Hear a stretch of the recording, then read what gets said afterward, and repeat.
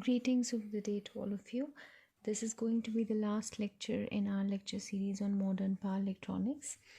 And today we are going to learn about Z-source inverters. It is going to be an introductory lecture on Z-source inverters, or impedance source inverters as you may call them. These class of converters were introduced by F.Z. Peng in 2003 in a series of papers published in IEEE Transactions on Industry Applications, and I also suppose a few conference papers. And later on, this concept was built upon, and this family of converters called Z-source converters was extended for application in DC-DC converters as well as AC-DC converters as well as AC-AC converters. However, when it was first proposed, it was more popular in DC to AC converter topologies, which you may also call as the inverter topology, both voltage source inverter as well as current source inverter.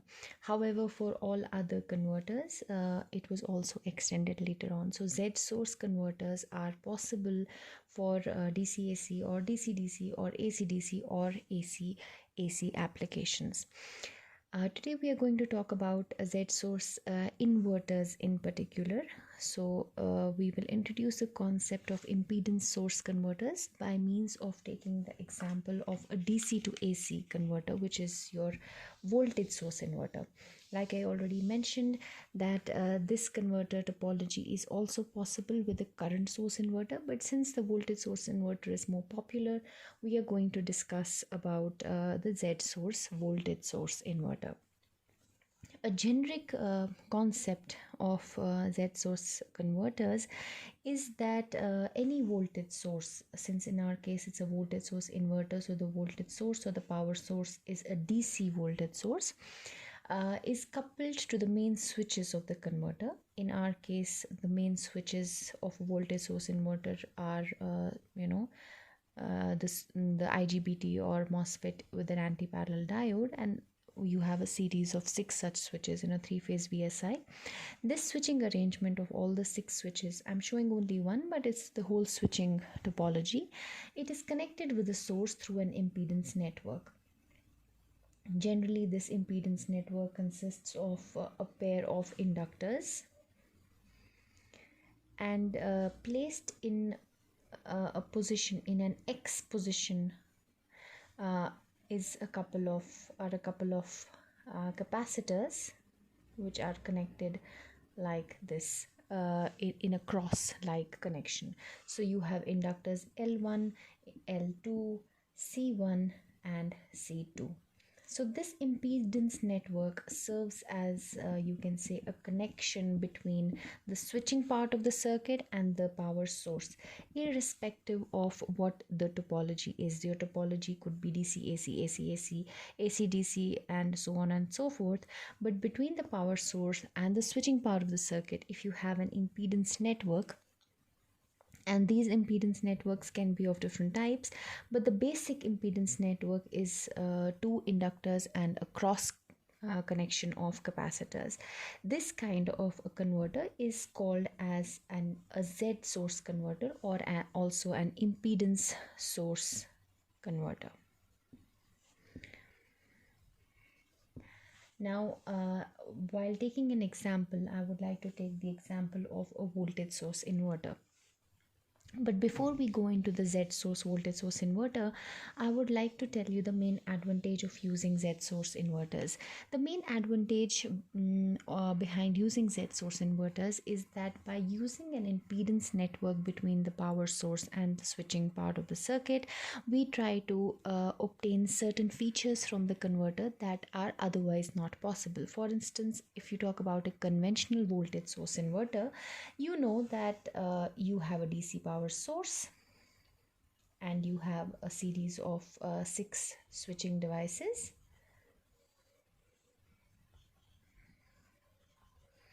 I'm showing these as switches, but you know that these are basically IGBTs with anti-parallel diodes, of course.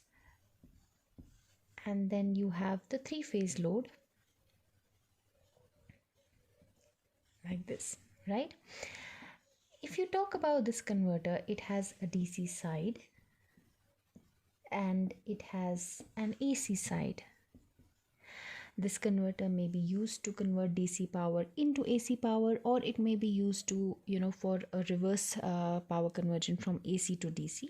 A generic name is the voltage source converter, but if you are operating it from DC to send power from the DC side to the AC side, then you often call it the voltage source inverter.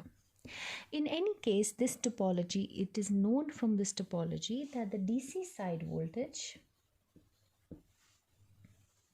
is always greater than the AC side voltage. In the course on applied power electronics, we have discussed in great detail about how what is the maximum available AC RMS voltage when there is a given DC, in case of space vector modulation or in case of the sinusoidal PWM technique. But in whichever case you see that the AC voltage is actually lesser than the DC voltage. That means that if you talk about a standard VSI, a conventional VSI, then if operated from DC to AC, in the DC to AC mode or in the inversion mode, it operates more like a buck converter. It gives you buck operation, which means it steps down the input DC into an AC of a variable magnitude, but the magnitude of the available AC at the output is always lesser than the DC. On the contrary, if you operate it in the AC to DC mode, that is, you're trying to send power from here to here, then it will always operate as a boost converter. That is, the DC voltage at the output will always be greater than the available AC voltage. So this is a basic concept of a voltage source converter, that whenever it operates like an inverter, since we are talking of this converter structure more like an inverter right now, so whenever it operates like an inverter, we know that it operates only in buck mode. That means the AC voltage is always lesser than the input DC voltage. Now, by using an impedance network like this, with two capacitors, like we already discussed, in an X position or a crossed manner. Of course, this point is not a common point. It's it's jumping onto this side. There are two inductors and two capacitors, and we may assume that for symmetry, the inductors are chosen to be of the same value, and the capacitors are also chosen to be of the same value. Also, there is a small diode connected in series with the power source, so that we prevent any power going back to the source. So we are trying to prevent regeneration in this case. Now, the concept of Zsource inverters is that just by connecting this impedance network between the DC source and the switching part of the circuit, we are going to change this converter from a buck converter into a buck boost converter, which means that the output AC voltages are theoretically, they can range anything between 0 to infinity. Of course, theoretically, which means that they can give you buck operation. That means the AC voltage will be less than the available DC voltage, or they can also give you boost operation. That is, the AC voltage will be greater than the boost voltage. And this does not happen just by making use of an impedance network between these two switches, between these two parts of the circuit, the power source and the main switches. This buck boost operation happens by using an impedance network, of course, along with the diode, and a particular switching state, an extra switching state. And that switching state is a shoot-through switching state. Now, what is a shoot-through switching state? If you talk about just these 6 switches, there are, the standard 6 switches of a VSI. There are 8 possible switching states. We have 6 active vectors. And we know that these active vectors will either give you a line voltage that is VDC, or they may give you a line voltage that is minus VDC. Apart from these 6 vectors, you have 2 zero vectors, that is 1 1 1 or 0 0 0, and these 2 zero vectors will always give you a line voltage with a 0 magnitude, right? So there are 8 switching states in a conventional VSI. In a Z source converter, you have an additional state. So there are a total of 9 switching states, and the additional state is known as the shoot through zero state. It is also a zero state. Apart from the existing 2 zero states, there is an additional zero state which is called as a shoot through zero state. So there are a total of 9 switching states in a Zsource VSI, and these 9 states are 6 active vectors, 2 zero vectors, and 1 shoot through zero state. Now what is this shoot through zero state? In a standard VSI, you can never cause a short circuit of the leg, which means that you can never keep both of these on, or both of these on, or both of these on. The reason being that if you have a conventional VSI where you do not have this impedance network, if you switch these two on simultaneously, then you are shorting the DC source, and as a result of that, you are damaging your devices. You are drawing too much current from the source, and as a result your converter gets damaged. But in case of a Z source inverter or an impedance source inverter, you have an impedance network between the source and the switches, and therefore it is possible that a switching state may exist where both of these switches may be switched on simultaneously, and that state is the shoot through state. Otherwise, if you do not have an impedance network, then of course the shoot through state is a state that is going to cause a short circuit, and it is going to cause damage to the voltage source inverter. But if there is an impedance network, as in a Z source inverter, then a shoot through state is possible.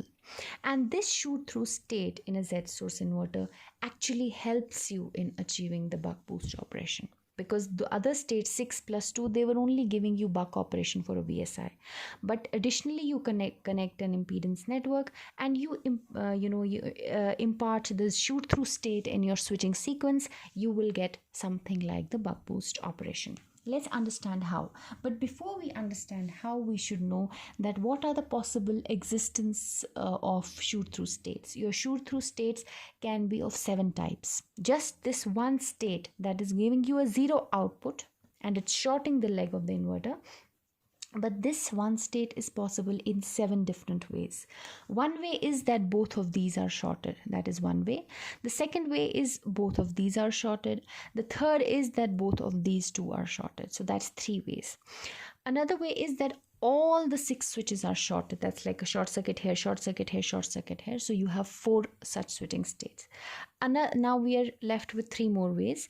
Another is that these two legs are completely shorted, or these 2 legs are completely shorted, or these 2 legs are completely shorted. That makes a total of 7 switching configurations, each of which are basically shoot through zero states. They give you a zero output voltage, and they cause a short circuit of this bus,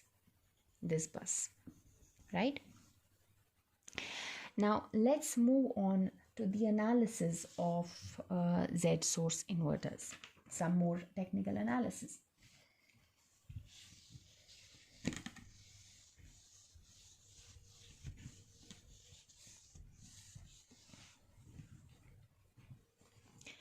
The Z source inverter, if I redraw the circuit, it will have a DC voltage source. I may call it Vs. It has a diode, and after the diode I might define some voltage called as Vd, such that the voltage across the diode is simply Vs minus Vd. It's just a fictitious voltage that I have defined. Not fictitious, it's just 2 points that I have defined. And apart from that, I have the impedance network comprising of 2 inductors. If it's symmetrical, then these inductors are going to be of the same value, and 2 capacitors connected in a cross-like manner. So this is another capacitor C. And then what I have is the inverter configuration, such that the inverter input voltage is Vi, and this inverter input voltage is not the output AC voltage, but it is the voltage available just at the input of the switching topology, right? So I may have something like this. So this is not the output voltage, but this is the voltage at the input of the converter. If it was not a Z source converter, then of course Vi was simply Vs, right? So this is the the circuit of the Z source voltage source inverter, and these are the different potentials that have been discussed.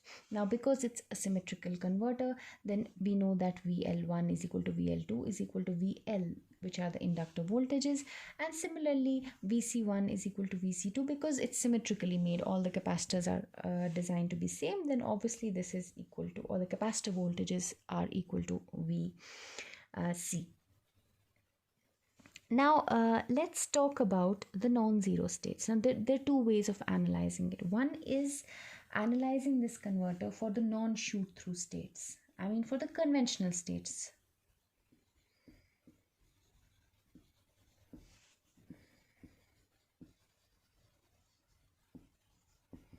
Suppose you have a total switching interval of time period t. In this time period t, for some random interval, say t1, you are switching it randomly for the conventional 8 vectors. That means 6 active vectors and 2 zero vectors, which were the previous zero vectors, the conventional zero vectors 0, 0, 0 and 1, 1, 1, right? So you have 6 active and 2 zero states, and these are switched out of a complete interval of t. Out of that, for interval t1, you are switching the non-shoot through, or you can call them the conventional states. What happens if you draw the equivalent circuit is that the diode is obviously forward biased. You have the impedance network, the inductance is in series like this.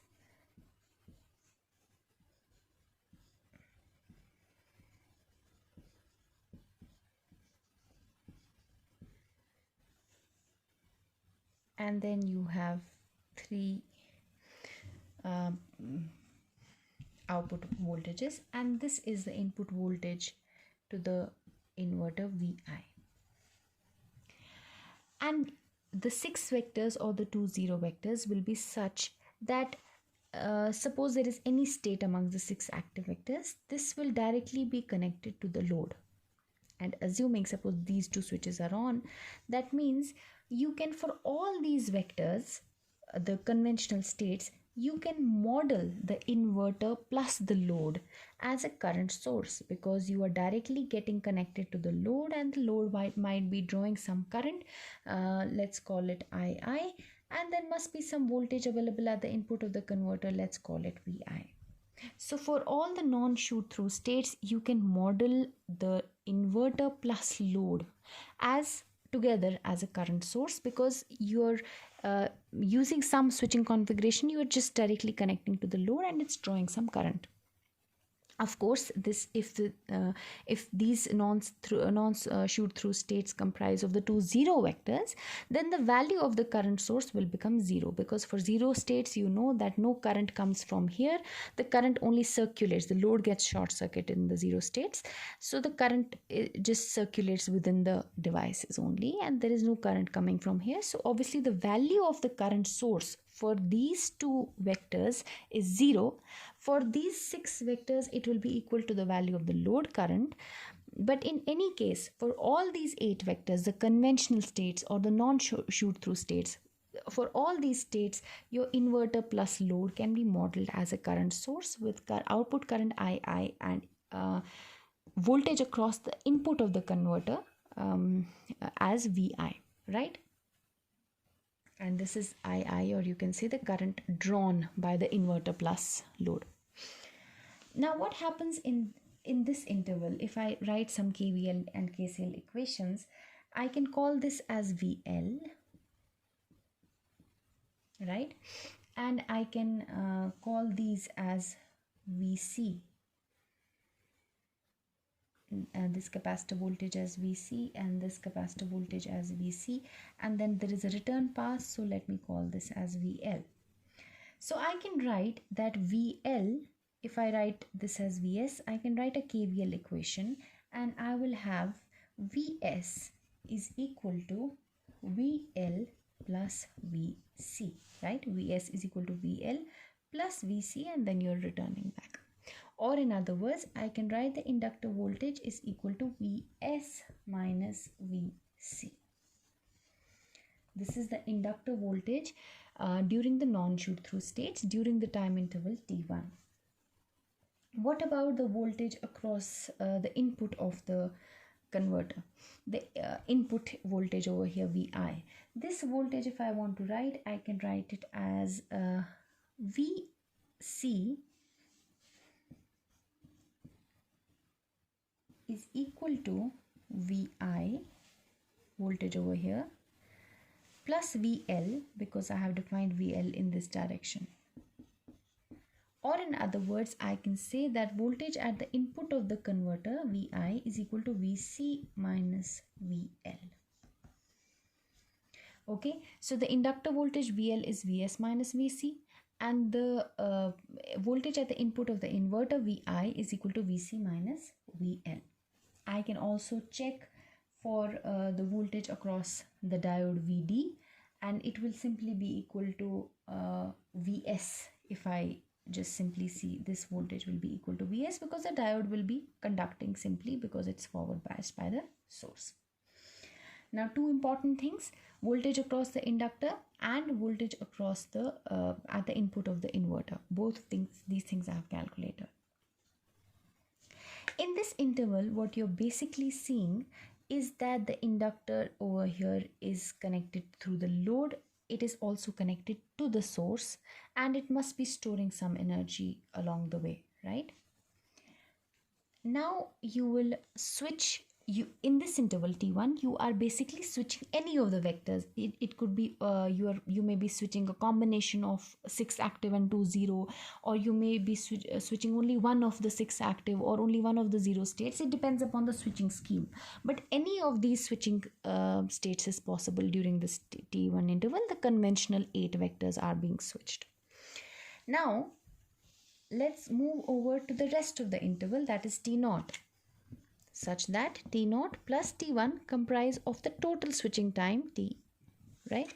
For the interval T0, you are going to switch the shoot through state, or you can say the state that is relevant only for Zsource inverters, and you're going to switch it for some time. Let's call it T0, either by shorting both of these, or both of these, or both of these, or 2 legs, these 2 legs, or these 2 legs, or all the 3 legs. 7 possible configurations of just a single shoot through state of shorting the whole leg, right?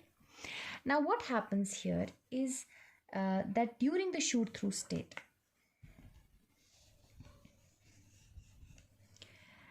the entire leg gets short circuited. There is a diode. The inductor had previously stored some energy, and because of this short circuit, I can see that this inductor is just getting connected across this capacitor, and similarly the bottom inductor is getting connected across this capacitor. So capacitor coming in shunt with this inductor, capacitor coming in shunt with this inductor due to the short circuit over here, and both of the inductors, the energy that they had stored previously, they're going to release it within the inductor capacitor loop. Okay, so something like an LC oscillation. So this L is going to charge C, and this energy is going to circulate here. This L is going to charge this C, and this energy is going to circulate here, and there is no energy going to get going to come from the source, so the diode becomes open circuited, right? Now I want you to draw an analogous circuit, which is what you're basically trying to achieve here is buck boost operation in a converter which was earlier only buck, but using this impedance network, somehow you have tried to achieve a buck boost operation. Let's compare this concept with a standard DC to DC buck boost converter. What do you have there? You have a switch, you have an inductor, you have an oppositely connected diode, a capacitor, and a load. What happens in a buck boost converter? The inductor stores energy through some path. So previously in the non-shoot through states, the inductor was storing energy through the diode, right? And then it was going into the load as well. And then the inductor in a buck boost converter, this inductor then releases its energy into a capacitor. So there is an L and C directly connected across each other. And then that the same thing happens in a shoot through state, that this inductor now releases energy in a capacitor, and L and C come directly parallel to each other. This combination and this combination. And at the same time, the path through which the inductor had stored energy previously, that path is opened. So the path through which the inductor had previously stored energy, that path, in this case, that path is the diode. That diode becomes open circuited. So just draw some analogous relations between a simple DC to DC buck boost converter and a Z source inverter. Using L and C along with the switching combination, you can get buck boost operation. Okay, so now when you talk about the shoot through state, instead of a current source at the output, your VI simply becomes 0 voltage at the input of the converter, because you have short circuited it. So VI is simply 0. Now let me write, these terms were for the non-shoot through states, and now for the shoot through states I know that VI is equal to 0. What about VL? VL in this case is simply equal to VC, because VL and VC are coming directly in parallels with each other, right? So VL is equal to VC for the non-shoot through, for the shoot through state, that is T0, and this is the relation for the non-shoot through states, that is T1. Let's try to apply the volt second balance converter, simple inductor volt second balance, because it will always hold true, right? That's the basic fundamental block in understanding power electronic circuits. What does the volt second balance say? It says that if there are two intervals, switching intervals for an inductor, the voltage across the inductor in one interval, which is Vs minus Vc,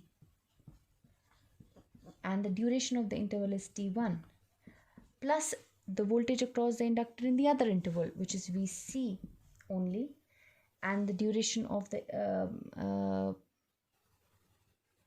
interval is T0, then this whole sum will be equal to 0. I can find a relationship between Vc and Vs using this curve, right? So I can just write this as Vc T0 minus T1 is equal to minus Vs T1, or I can say Vc upon Vs is equal to T1 upon T1 minus T0,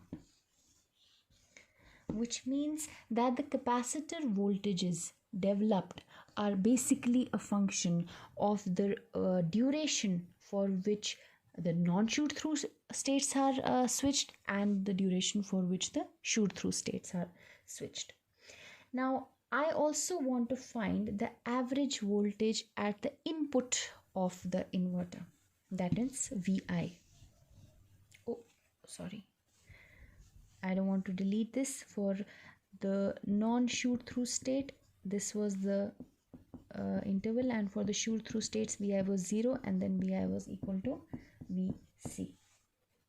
VL was equal to Vc, right? Now I want to find the average Vi, that is voltage at the input of the inverter. What is the average Vi? What was Vi during the shoot through state? It was 0. And what was the time duration for the shoot through state? It was T0. Later on, the voltage Vi was equal to Vc minus VL,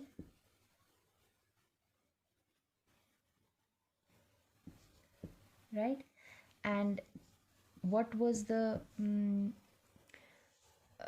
duration for which it stayed? It was T1, and I'm finding the average, so I'll divide it by the total time interval, and this is my Vi average, right? So the average voltage at the input of the inverter, this is also the voltage at which the devices will be stressed, right? I'm trying to find this voltage, and this voltage, I just came to know that this voltage is equal to Vi average is equal to Vc minus VL upon T into T1. I also want to substitute for VL, right? I want to substitute this equation for VL. I can write this as this was which duration? This duration was the non-shoot through duration when this voltage existed, because during shoot through the voltage was 0. The non-shoot through duration में क्या होगा कि you will have a VS, you will have a short circuit like this, and you will have capacitors and inductors, and you will have a VI over here like this. It is a current source, and this is a non-shoot through or a conventional state. In this state, we have seen that VI is basically equal to VC minus VL, or I can also write this as it is equal to VC minus VL को मैं लिख सकती हूँ VS minus VC, VS minus VC upon T into T1, right? Because this particular part, when I'm trying to find the average VI, I'm trying to find the VI that is contributing to average VI is only the VI during the non shoot through state, because during the shoot through state VI is simply 0. So average VI को कौन contribute करेगा? The non shoot through state. So the non shoot through state, during the non shoot through state, VI is equal to VC minus VL, and the interval is T1. The total time period is divided by T. And I'm just substituting for VL because I know this is VL. It is equal to VS minus VC, and I'm just substituting that equation. So what I get over here is 2 times VC minus VS into T1 upon T. Just now I have found the relationship using volt-second balance between VS and VC, and I had found that VC upon VS was equal to T1 upon T1 minus T0. If I substitute this equation into this equation, I can find that the average VI is equal to nothing but VC. VI average is equal to the capacitor voltage VC. It means that during the shoot through state, VI was 0. During the non-shoot through state or the conventional 8 vectors, VI was equal to VC minus VL, or I further substituted and found it to be 2 VC minus VS. This was for time interval T1 and this one was for time interval T0. But the average VI is equal to VC, right? यानी कि जितनी भी capacitor की voltage होगी उतना ही आपके inverter के across average voltage आएगी, right? However, you must know that when you talk about the inverter output voltage, that inverter output voltage is generally a function of the peak input voltage. In case of a standard VSI, a conventional VSI, you say that the output AC voltage is equal to M times VDC by 2. Because it is VDC by 2 that is getting sampled. Because it's VDC that is getting sampled. अगर pole voltage की बात करो तो divided by 2. It is VDC that gets sampled at the output. But in this case, what is getting sampled at the output? It is VI, but the peak value of VI. So the peak value of VI by 2 is going to be the average AC voltage or the peak AC voltage. Now you have found the average AC VI is equal to VC. I want to find the peak VI. During the shoot through state, VI is simply equal to 0. So obviously this is not the peak value. The peak value of VI will come from the non-shoot through state when there is some value across the converter, which is 2VC minus VS.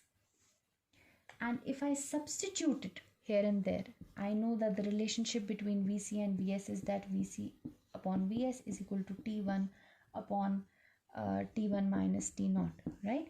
So if I substitute this relationship over here, I can find this in terms of Vs, that it is equal to T upon T1 minus T0. You will have to substitute some equations. T0 plus T1 is equal to T भी कहीं पे आपको substitute करना पड़ेगा, and you will find that 2Vc minus Vs actually boils down to by using this equation inside it, you will see that Vi is equal to Vs times T upon T minus T0, or I may call it beta times, or whatever, alpha times or beta times Vs, where this beta is actually the boost factor, and it is equal to T upon T1 minus T0. Let me explain. I found the average value of Vi, or inverter input voltage, is simply equal to Vc. But what is sampled at the output is not the average value. What is sampled at the output is actually the peak value of the input of the inverter. And therefore, I am concerned with the peak value of the inverter voltage, which I just now found out to be Vs times T upon T1 minus T0. And I call this as beta times Vs. Therefore, I can say that beta is equal to T upon T1 minus T0, or I can say beta is equal to 1 T upon T1 को मैं लिख सकती हूँ T minus T0, because I know that T0 plus T1 is equal to T. So I can simply write this as T upon T minus 2T0, or I can write this as 1 upon 1 minus 2T0 upon T. Now, if T is your total cycle and T0 is the time for which the shoot-through state is switched, obviously this is going to be a fraction. This is going to be less than 1, and the whole thing, 1 divided by something less than 1, is going to be greater than 1. Therefore, this beta is actually a boost factor. Now, what is the AC output voltage? It is modulation index into Vi, and Vi is what? B times Vs by 2, because we have M Vi by 2, so Vi peak is beta times Vs, which means that earlier, without the Zsource inverter, you had, or without the shoot-through state, you had MVS by 2, and now you have M beta times Vs by 2, where beta is greater than 1, which will help you in achieving a boost operation. And if you keep, if you manage, the modulation index M very well, you can also get the buck operation from it.